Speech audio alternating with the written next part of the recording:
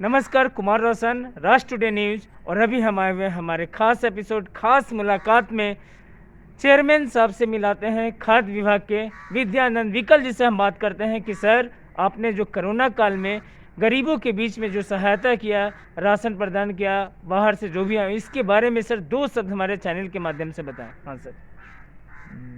मैं आपके चैनल को पहले जितने दर्शक हैं अपने तरफ से अभिनंदन और सलाम पेश करते हैं। आपने बहुत अच्छा सवाल रेज किया मेरे सामने।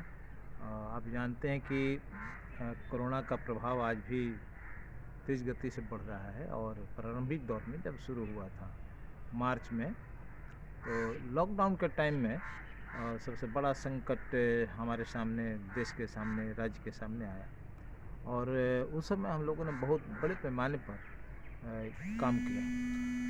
मैं आपको बताना चाह रहा हूँ कि बिहार के जो मुख्यमंत्री नीतीश कुमार हैं, बिहार पहला राज्य है जहाँ के मुख्यमंत्री ने जितने भी राज्य के अंदर लॉकडाउन के बाद में जो लोग फंस गए थे उनको अनाज उपलब्ध कराने का और उनको आर्थिक सहायता प्रत्येक कार्ड होल्डर को 1,000 रुपया की राशि देने की बात ये उन्होंने घोषणा की।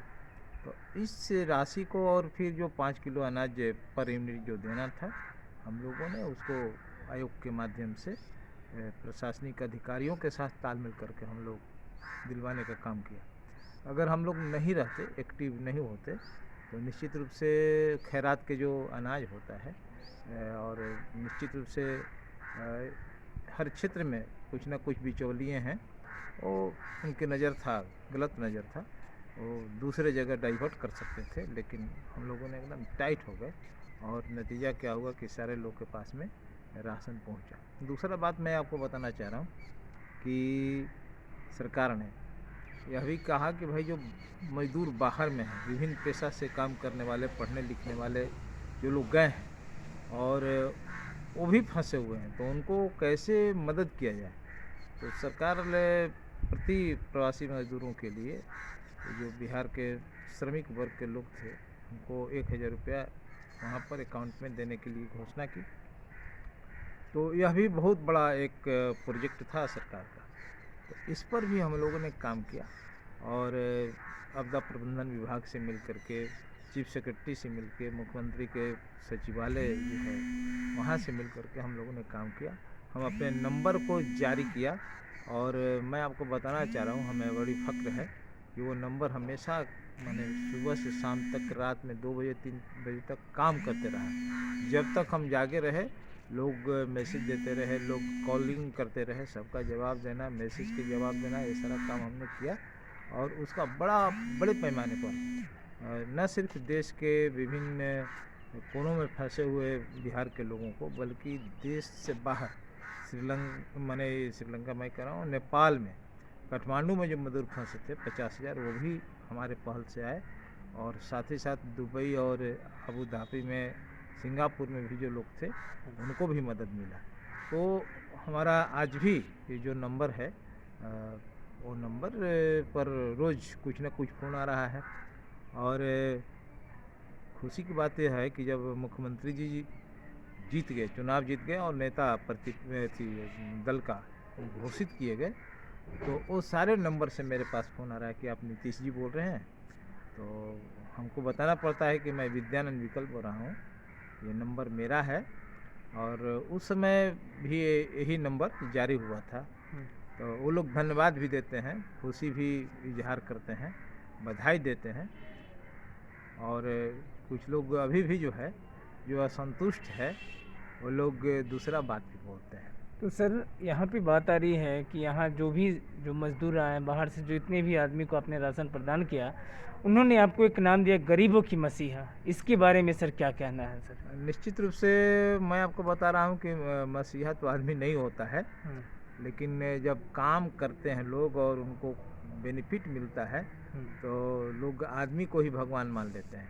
नीतीश कुमार जी सबसे बड़ा इसके श्रेय जो जाता है नीतीश कुमार जी को जाता है, मुख्यमंत्री जी को जाता है। अगर वो पैकेज नहीं देते तो फिर हम लोग क्या करते हैं? हम लोग उसको इम्प्लीमेंट नहीं कराते, लोगों को लाभ नहीं दिलवा सकते थे। तो सरकार के अंदर में, मुख्यमंत्री के अंदर में वो इच्छा शक्ति से उन्होंने कहा कि राज्य में बाहर फंसे हुए जो हमारे लोग हैं बिहार के या राज्य के अंदर, लॉकडाउन के जो कुप्रभाव है उससे हम किसी को मरने नहीं देखें, किसी को तंग और तबाह होने नहीं देंगे।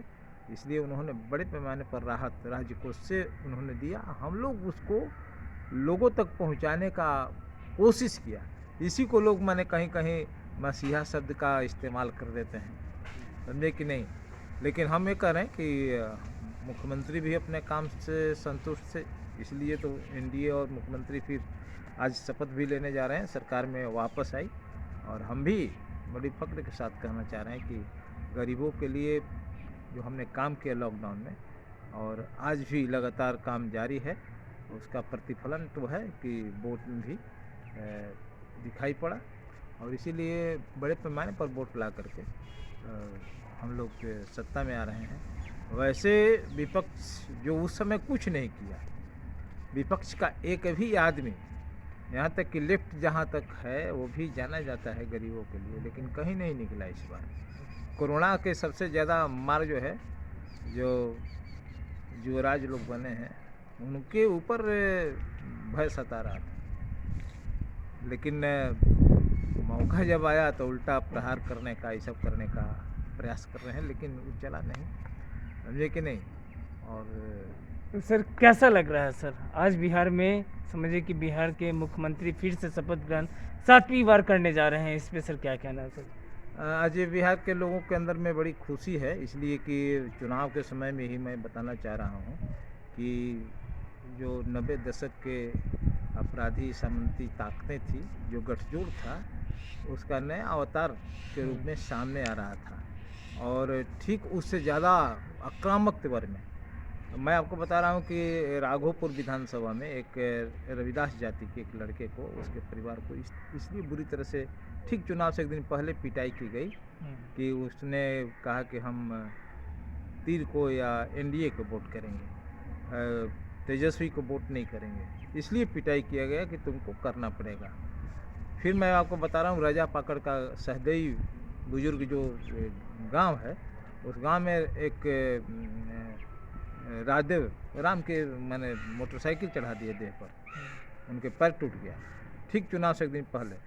तो ये आरजेडी के लोगों के माध्यम से जो उसके युवा वर्ग है, जिस आक्रामक तरीके से आ रहे थे, समझे कि नहीं, अगर सत्ता आ गई रहती तो आज मैंने दूसरा ही गृह युद्ध की स्थिति हो जाती। आरा में भी आप देखेंगे कि ज़बरदस्त किस्म से लोग पिटाई किया लोगों को, राहगीरों को। विक्रम में भी कोशिश किया दुल्हिन बाजार के इलाके में, लेकिन चला नहीं। तो ये जो एक तेवर जो था उस टाइप के, वो उस पर एक रोक लगी, लोग भय और आतंक में जी रहे थे। अब मैंने राहत की सांस मिली।